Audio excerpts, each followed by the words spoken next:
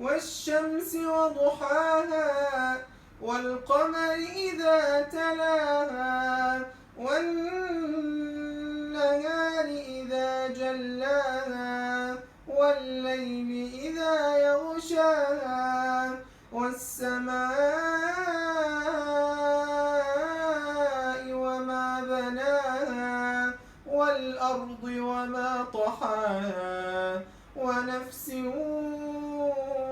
وما سواها فألهمها فجورها وتقواها قد أفلح من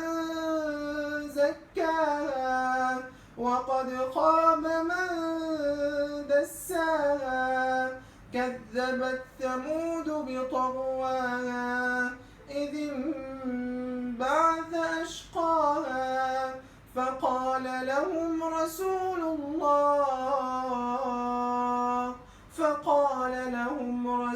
الله ناقة الله وسقياها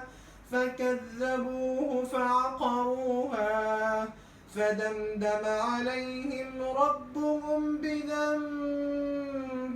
فسواها ولا يخاف عقباها.